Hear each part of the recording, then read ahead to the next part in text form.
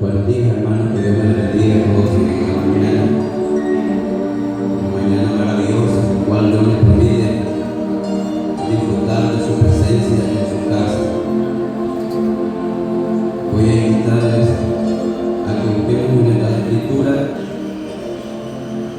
la primera carta del apóstol Pablo dirigida a los Corintios.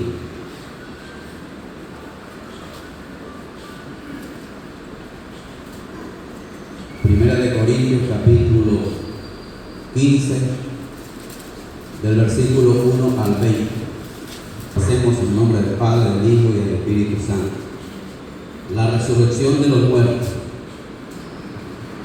Además, os declaro, hermanos, el evangelio que os he predicado, el cual también recibisteis, en el cual también perseveráis, por el cual asimismo, si retenéis la palabra que os he predicado, sois salvos, si no, creéis en vano.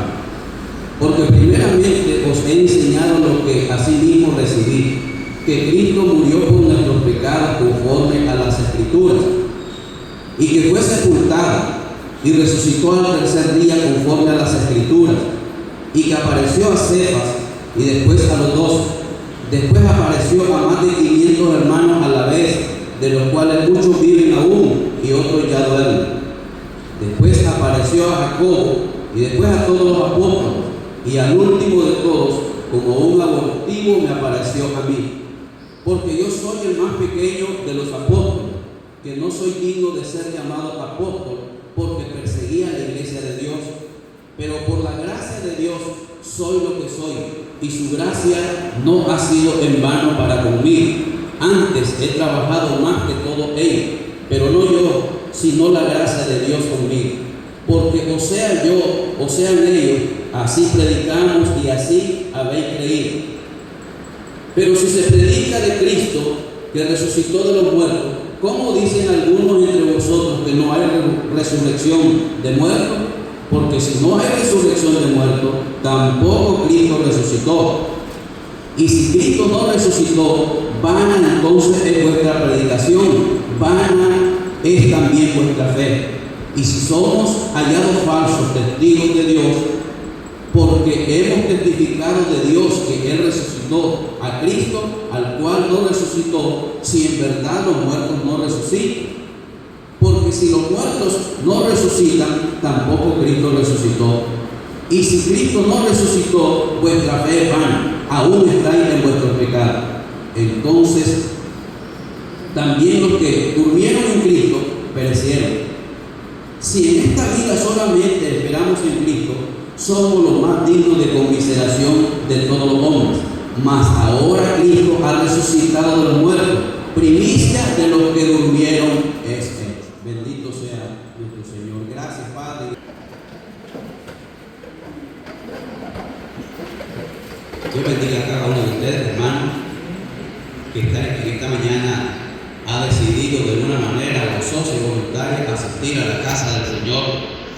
Y veo que hay una asistencia más o menos como la que tuve el viernes en el culto de 7 palabras. Y esto me recuerda, hermano, la voluntad, el deseo que hay en las personas de querer conocer estas grandes historias bíblicas. Dice que en Jerusalén, en Israel, la gente le encanta ir, le encanta llegar, y uno de los mayores deseos es visitar la tumba donde estuvo nuestro Señor Jesús. Es la más visitada y en todo tiempo. Ahí la gente llega a observar, a ver el lugar donde sepultaron a nuestro Señor. Y luego que ven, se regresan diciendo: yo quería ver, yo quería comprobar, quería observar, quería conocer el lugar de donde se dice que Cristo se levantó de los muertos. Bendito sea nuestro Señor Jesús. Todos los grandes líderes y los promotores de religiones en el mundo han muerto y sus restos están en ese lugar donde fueron sepultados. Dice que Mahoma está en el lugar donde lo sepultaron. Y él es el fundador del Islam, una de la más gran religión que hay en el mundo. Él está en ese lugar. No ha podido levantarse de ese lugar. Hay un gran hombre que es reconocido que se llamaba Confucio, un gran pensador. Y ese hombre, aunque es muy bien reconocido, de la tumba no se ha podido levantar tampoco. Hay otro que se llama Siddhartha Gautama, que se le conoce más como Buda. Él es el fundador del budismo, una gran religión también. Está en el mismo lugar donde lo sepultaron. Sus restos ahí son visitados y ahí se dan cuenta la gente que está Buda. Y hay una mujer que se llama Elena G. White, que es la fundadora de los adventistas del séptimo día, que está en el mismo lugar donde la sepultaron. La tumba está llena de huesos, de restos humanos. Y Charles Russell, también fundador de los Testigos de Jehová, está en el mismo lugar donde lo sepultaron. Hay una gran diferencia entre lo que creemos en Cristo Jesús como nuestro Salvador, que nuestro líder se levantó de la tumba y la tumba está vacía porque Él venció la muerte. Y esa es la diferencia que tenemos todos los cristianos de cualquier religión del mundo. Bendito sea nuestro Señor Jesús. He leído tantos pasajes bíblicos que al fin y al cabo me costó elegir a dónde predicar la palabra de Dios. Pero quiero comenzar en un hecho trascendente que parte leímos entre hermana Laura y su servidor, y también en los otros evangelios. Hay algo muy importante que relatan los 4 evangelios. Miren, hay casos, usted que ha leído la Biblia, hay algunos casos que solamente un evangelista lo escribe. Hay otros que 2, hay otros que 3, pero hay relatos bíblicos que son relatados por los 4 evangelistas, y eso a nosotros nos enseña mucho la importancia que tiene este relato bíblico. Y tanto la crucifixión de nuestro Señor Jesús como la resurrección de nuestro Señor Jesús está escrita por los 4 evangelios. Esto significa que tenemos suficiente información para darnos cuenta de esos hechos trascendentes. Esas mujeres que aparecen en los relatos de Mateo, Marcos, Lucas y Juan, que fueron las que llevaron las especies aromáticas a buscar la tumba del Señor y ponérselas allí, esto significaba 2 cosas. Uno, era para disminuir el hedor que despide un cuerpo en estado de descomposición. Bueno, eso siempre lo manejamos, ¿verdad? Siempre con los flores, y de eso disminuye un poco, ¿verdad? El hedor que despide un cuerpo en estado de descomposición. Pero lo otro también significaba el respeto, el aprecio, el amor que se le tenía a aquella persona. Y aunque todos los discípulos habían salido huyendo, había unas mujeres que estaban pendientes de que había de llevar especies aromáticas a la tumba del Señor, porque ese día que Él murió fue imposible ponerle especies aromáticas a nuestro Señor. Y era tanta aquella emoción o aquel interés o aquel deseo de explorar la tumba de nuestro Señor, que no se percataron de que la tumba estaba sellada con un enorme piedra que para ella era imposible quitar. Cuando iban de camino se dieron cuenta y dijeron: ¿quién nos quitará la piedra? ¿Quién nos va a quitar la piedra? Yo creo que estas mujeres bien hubieran podido decirle a algún hombre: por favor, les vamos a pagar para que nos ayuden a quitar la piedra de la tumba del Señor. Pero no le dio la cabeza en eso. Pero yo creo, escritor que cuando uno le quiere servir a Cristo, lo hace de una manera espontánea, voluntaria y con mucho amor. Todos los que estamos en este lugar hemos venido de manera voluntaria con el deseo de agradar y honrar el nombre de nuestro Señor Jesús. A nadie se nos ha exigido. Y si hay alguien que se le ha exigido aquí, vamos a reprender a que le exigió, porque debería de ser de una manera voluntaria a todos, servirle a nuestro Dios, adorarle de la mejor manera posible. Ella iba a ungir un cuerpo humano, pero bendito sea nuestro Señor. Ya no estaba el cuerpo allí, ya no fue necesario ungirlo, ya no fue necesario ponerle flores, porque Cristo Jesús se había levantado de los muertos. Y el privilegio que se le dio a la mujer era anunciar ese mensaje y decirle a Pedro y a los apóstoles que el cuerpo del Señor ya no estaba en la tumba, que había resucitado. Con temblor y miedo y temor y todo, pero lo hicieron. Bendito sea nuestro Señor Jesús. Es difícil querer esconder el hecho de la resurrección de nuestro Señor Jesús. Es como cuando decimos, queremos tapar el sol con un dedo. Es difícil, imposible. Pero hay gente que se preocupa y se ha esmerado en querer desmentir esa gran verdad. Pero hoy nosotros vamos a ver algunos hechos importantísimos que a nosotros nos debe de enseñar que eso no fue ninguna casualidad, eso fue el poder majestuoso de nuestro Dios que hizo resucitar a su Hijo para testimonio de aquellos y de nosotros también. El Antiguo Testamento nos habla en el libro de los Salmos, capítulo 16, versículo 10, donde dice: porque no dejarás mi alma en el Seol, ni permitirás que tu santo vea corrupción. El salmista escribía esa palabra: no dejarás, dice él, mi alma en el Seol, ni permitirás que tu santo vea corrupción, aludiendo a la resurrección bendita de nuestro Señor Jesús, que no sufrió corrupción en su cuerpo. No dejaría que se corrompiera allí su carne, sino que la preservaría, porque la iba a levantar después de 3 días que había sido puesto en ese lugar. Salmo 22 dice estas palabras: anunciaré tu nombre a mis hermanos, en medio de la congregación te alabaré. Eso fue lo que hizo nuestro Señor.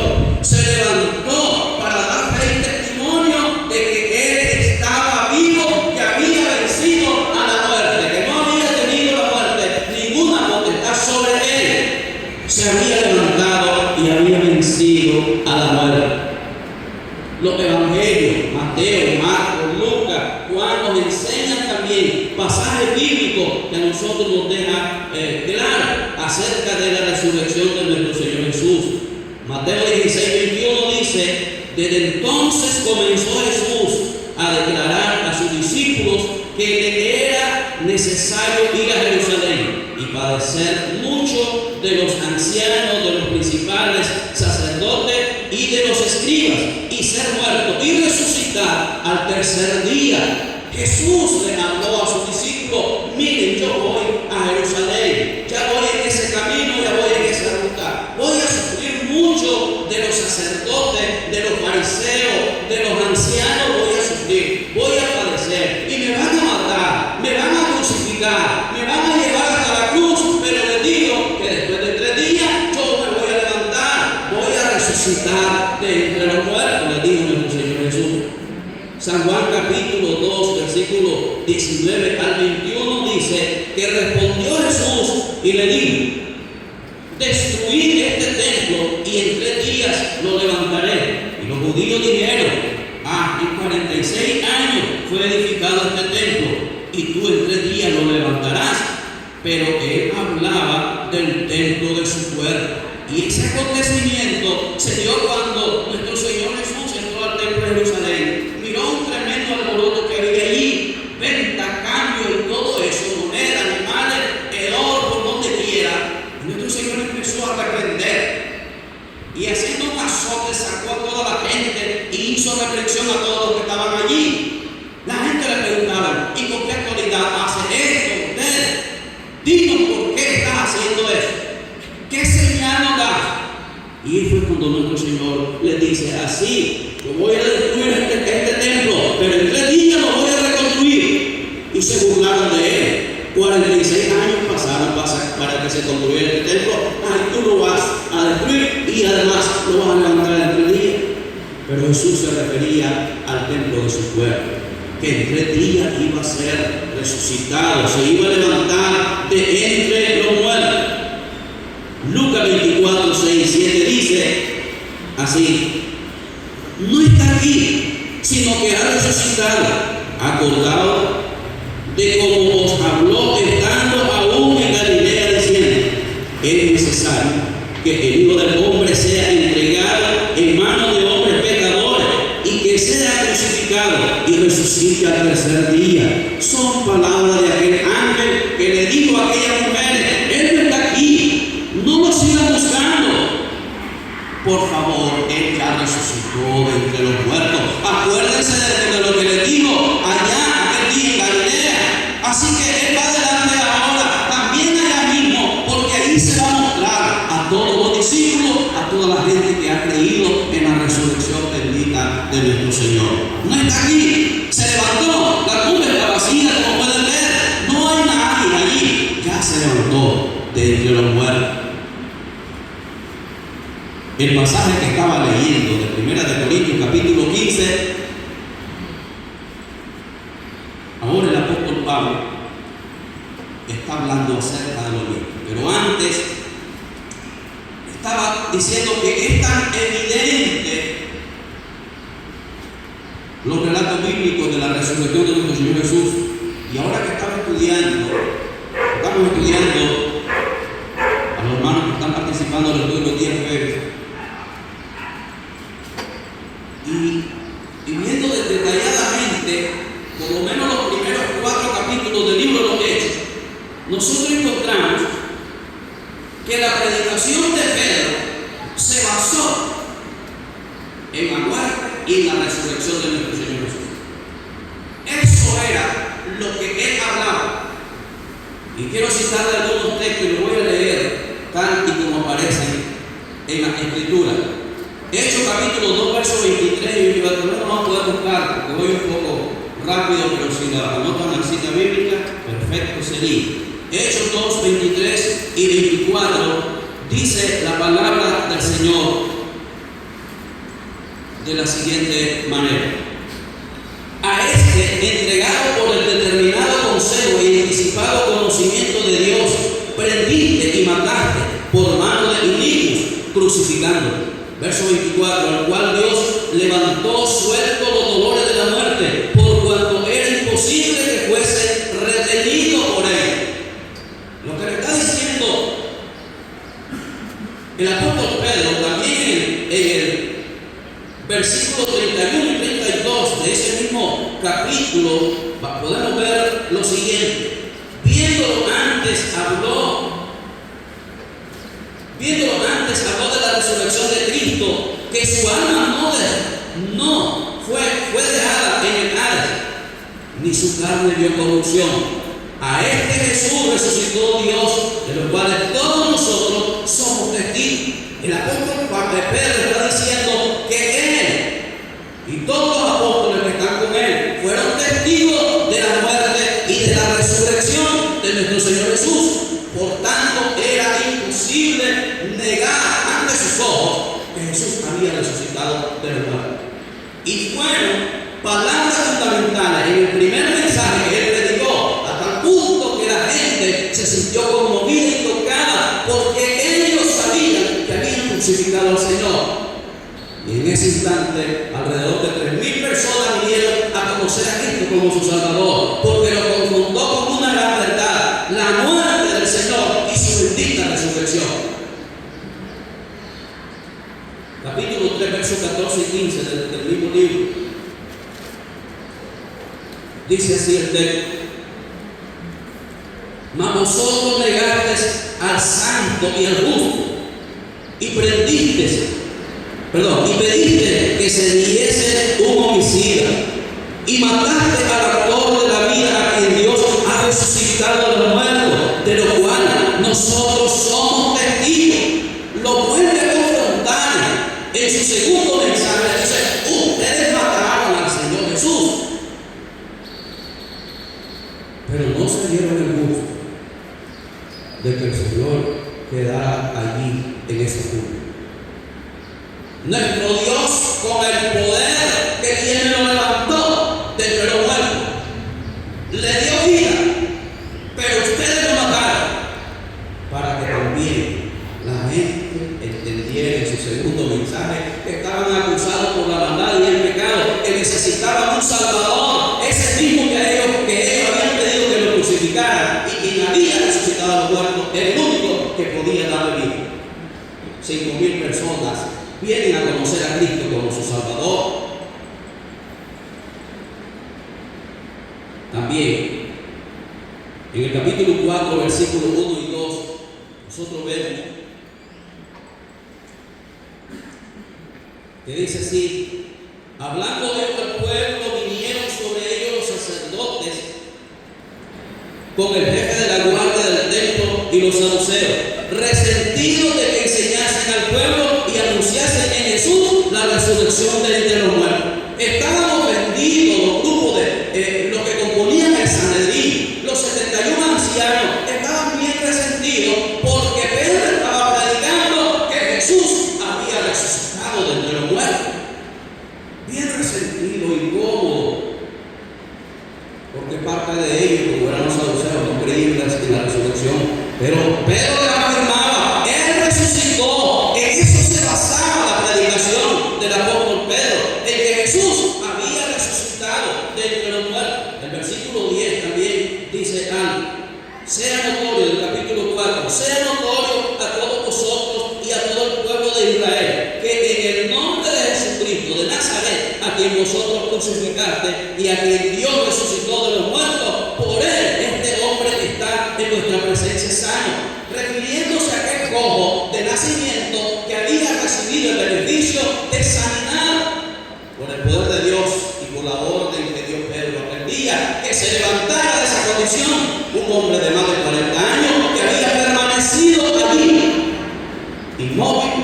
Ahora Cristo lo había levantado con el poder, ese que había resucitado de los muertos. Entonces él dice: a ese que ustedes crucificaron y ese que resucitó de entre los muertos, a ese es que nosotros le atribuimos la sanidad de este hombre, por el cual ustedes están bien resentidos, están bien incómodos.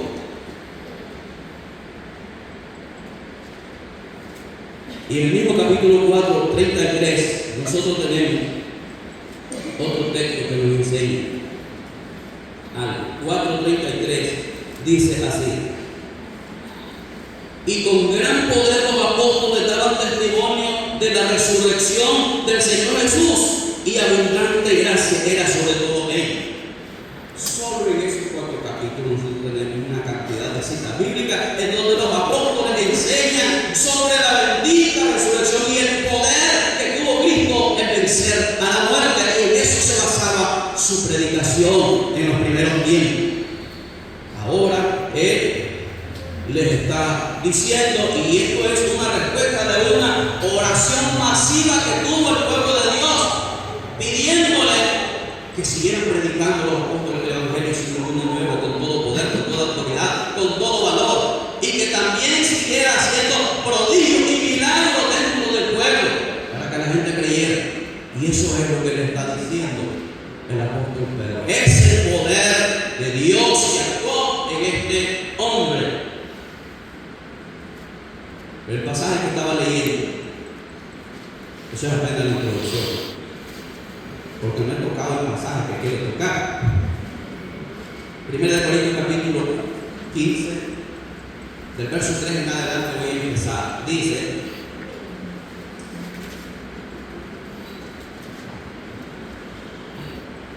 porque primeramente os he enseñado lo que asimismo recibí, que Cristo murió por nosotros, por nuestros pecados, conforme a la Escritura. El apóstol Pablo ahora está enseñando el tema acerca de la resurrección de los muertos a los hermanos de la iglesia de Corinto, una iglesia que tenía muchas dificultades en cuanto a varias interpretaciones de algunos temas que el apóstol Pablo les había enseñado. Pero ahora falsos maestros habían llegado a la iglesia enseñando otra cosa diferente de lo que había enseñado el apóstol Pablo. Y ahora él quiere dejar claro el tema acerca de la resurrección de los muertos, porque hay una confusión dentro de ellos, pensando de que no había resurrección. Entonces el apóstol Pablo dice ahora: yo primeramente os he enseñado lo que asimismo recibí, que Cristo murió por nuestros pecados, y es lo primero que debe de entender toda persona, que Cristo Jesús murió por nuestros pecados. Y eso fue lo que enseñó el apóstol Pablo. No fue para, Cristo no murió ni fue crucificado para que se le reconozca como un gran héroe, aunque es un gran héroe, pero no fue para eso, ni para que se le reconociera, ni que se mencionara todos los días en la iglesia. No, lo hizo por nosotros los pecadores, para darnos vida. Y el apóstol Pablo le dice: yo, eso es lo primero que le enseñé, que Cristo murió por nuestros pecados para darnos salvación, conforme a lo que dice la Escritura, y que fue sepultado, dice el verso 4, y que resucitó al tercer día, conforme a las Escrituras. Yo eso le enseñé. Él murió, lo sepultaron, pero al tercer día Él venció la muerte y se levantó de entre los muertos. Eso yo se lo enseñé, eso ustedes bien lo saben, le dice a los hermanos. Así dice la Escritura, eso está escrito en el Antiguo Testamento. Ahora luego dice que apareció a Cefas, después a los 12. Hace mención que, ¿verdad?, que apareció a Pedro, porque ya sabemos en el relato bíblico, ¿verdad?, que las mujeres, aunque a ellas no se les apareció, pero sí, ellas fueron las primeras en que se dieron cuenta que había resucitado y fueron a Pedro, porque así fue la orden: vayan y díganme a Pedro. Y lo que dice aquí el apóstol Pablo dice: apareció a Cefas, que es Pedro, y después a los 12. Se presentó a Pedro y después a los 12 apóstoles, en cuenta de que ahora lo vieron, que ahora estaba resucitado, que ya no estaba en la tumba, que se dieran cuenta de ellos, como los predicadores debían anunciar en unos días después que deberían de decir que Cristo había resucitado de los muertos. Se presentó a Cefas y a los demás apóstoles. Después apareció a más de 500 hermanos a la vez.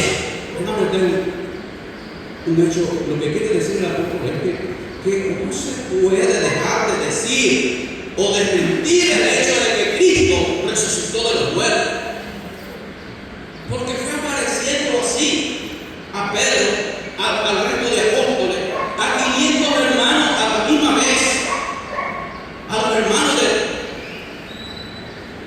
seguidores fieles del Señor. Se les apareció un día a ese gran grupo de más de 500 hermanos y se presentó ante ellos vivo, mostrando que había vencido la muerte.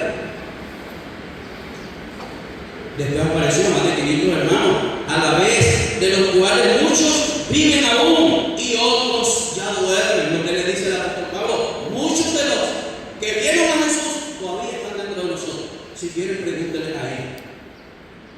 No solamente somos nosotros, muchos de ellos están vivos, aunque unos ya no vieron, no pueden testificar de eso, pero muchos de ellos están vivos y pueden decir que vieron al Cristo resucitado. Eso es lo que le está diciendo el apóstol Pablo.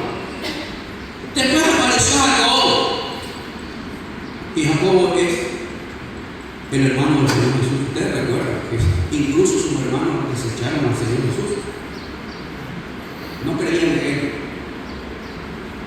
Algunos de sus familiares le dan un día: si realmente es Cristo, pues hace milagros aquí, y te conozcan y date a reconocer. Pero Jacobo, su hermano, creyó hasta después de la muerte, de su muerte y su resurrección, y fue un fiel servidor de Dios, y fue uno de los líderes de la iglesia en Jerusalén.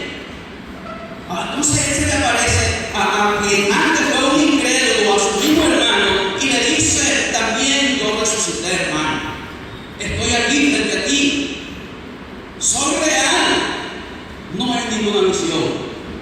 Por eso se le presenta también a Jacobo. Por eso Jacobo, después a todos los apóstoles, una vez más dice: y al último de todos, como apareció a mí, y eso se está refiriendo a él mismo, como a alguien que llegó fuera de tiempo, pero llegó a mí, y él mismo reconoce que él es un apóstol. Algunos alegan y dicen, no, pero si el apóstol Pablo no es un apóstol.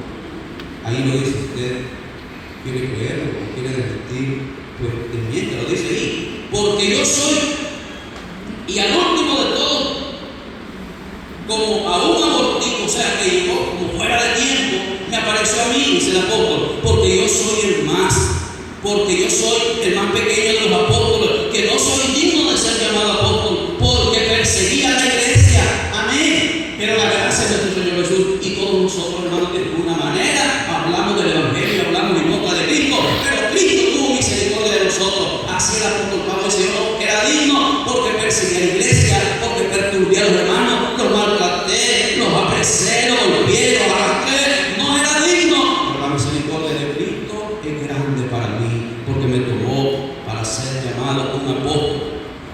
Dice, yo no era digno porque perseguía a la iglesia, verso 10, pero por la gracia de Dios soy lo que soy, y su gracia no ha sido en vano para conmigo. Antes he trabajado más que todo ellos, porque no yo, sino la gracia de Dios conmigo. Amén. ¿Quién no reconoce la labor del apóstol Pablo? Hizo mucho más que Pedro, que Juan, que el resto de los apóstoles. Pero él mismo reconoce, no yo, fue la gracia de Dios en mí. Fue la gracia de Dios en mí. Así que, hermanos, nosotros somos lo que somos, no porque hemos querido, ni por nuestro buen comportamiento, ni por nuestra voluntad, sino por la gracia de nuestro Señor Jesús. Es que estamos y somos sus hijos.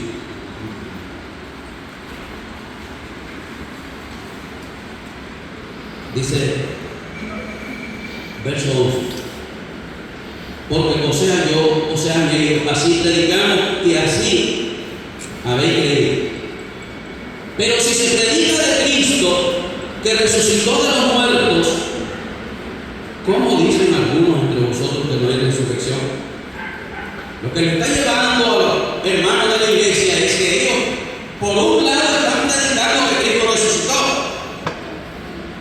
pero por otro lado están negando que no hay resurrección. Se le dice al apóstol, pero si están predicando que Cristo resucitó, ¿por qué están negando la resurrección? Pero si se predica Cristo que resucitó de los muertos, ¿cómo dicen algunos entre vosotros que no hay resurrección de los muertos? Porque si no hay resurrección de muertos, tampoco Cristo resucitó. Entonces deben de predicar. Si no hay resurrección, no sigan predicando, por favor. Si no creen en eso. Ahora dice el verso 14, y si Cristo no resucitó, vana entonces es nuestra predicación, vana también es nuestra fe. Así que lo que le está diciendo es, no sirve de nada predicar sin decir que Cristo murió y que resucitó de los muertos. Es vana, no sirve para nada. No sigan predicando. ¿Para qué seguir diciendo que hay que tener cambios en nuestra vida? Si no decimos que Cristo venció la muerte, eso no tiene ninguna validez. Si Cristo no resucitó, vana es entonces nuestra predicación, vana es también nuestra fe. Y somos hallados falsos testigos de Dios, porque hemos testificado de Dios que Él resucitó de Cristo, el cual no resucitó. Si en verdad los muertos no resucitan, lo que le está poniendo es, entonces si nosotros anunciamos algo de que Cristo resucitó y no ha resucitado, lo que somos unos testigos falsos. Y ya sabemos el delito que puede tener un testigo falso. No podemos testificar algo que no hemos visto, ni creído, ni observado. Cierto que nosotros no vimos, pero creemos por fe esta bendita palabra y afirmamos que Cristo fue muerto pero resucitó después de 3 días. Amén. Que Él venció la muerte y está sentado a la diestra del Padre. Verso 16. Porque si los muertos no resucitan, tampoco Cristo resucitó. Él dice, si no creen que los muertos me van a resucitar, tampoco Cristo Cristo resucitó. Entonces no seguir diciendo que Cristo resucitó a los muertos. Y si Cristo no resucitó, vuestra fe es vana, aún está en vuestros pecados. ¿Qué quiere decir? Está comportándose como un impío, siguen en la maldad del pecado. Si no predican que Cristo resucitó a los muertos, si no creen eso y que también nosotros resucitaremos, es vana nuestra fe y están todavía en vuestros delitos y pecados. Y dice el verso 18: entonces también los que durmieron en Cristo perecieron, haciendo alusión a los que habían muerto y que habían creído en Cristo Jesús como su Salvador. Los que durmieron, entonces ellos no tienen tampoco ninguna esperanza. Hermanos,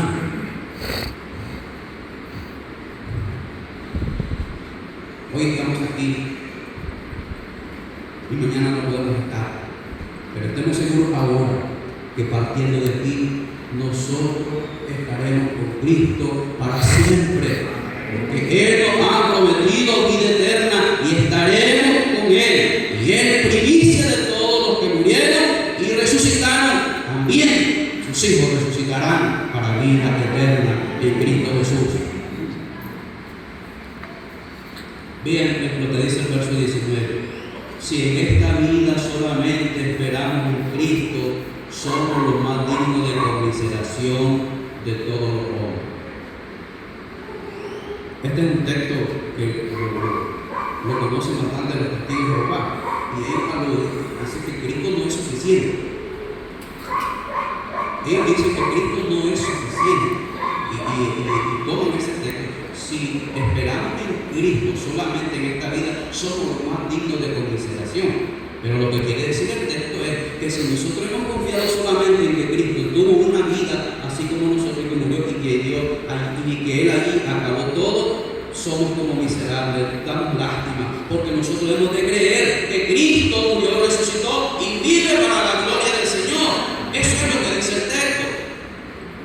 Si creemos solamente en que la vida, bueno, qué bueno, que Cristo hizo un gran milagro, resucitó a los muertos, le dio la vista a los ciegos, levantó a los paralíticos, qué bonita historia, pero allí cuando Él murió se acabó todo. No, nosotros no creemos eso, creemos que Él venció la muerte, resucitó a los muertos y que vive para la gloria del Señor. Y nosotros viviremos juntamente con Él. Eso es lo que el texto dice. Si en esta vida solamente esperamos en Cristo, somos los más dignos de conmiseración de todos los hombres. O sea, que somos los más, como que damos lástima. Si confiáramos y creeríamos que Cristo pasó la historia, no, Cristo vive para la gloria del Señor. Mas ahora Cristo ha resucitado de los muertos, primicia de los que durmieron es hecho. Amén. Mas ahora Cristo ha resucitado de los muertos, primicia de los que durmieron es Él. Él primero. Y nosotros seguiremos. Amén. Él es nuestro Salvador, nuestro Padre, nuestra fuerza. Él venció la muerte y nosotros también venceremos. Bendito sea Cristo Jesús por esa resurrección maravillosa que nosotros nos ha dado. Hermanos, concluyo con esto. Nuestro mensaje debe de ser que Cristo murió por nuestros pecados. Necesitamos ese arrepentimiento, pero que también Él venció la muerte después de 3 días, resucitó para la gloria del Padre. Dios les bendiga en esta mañana a todos. La gracia de nuestro Señor esté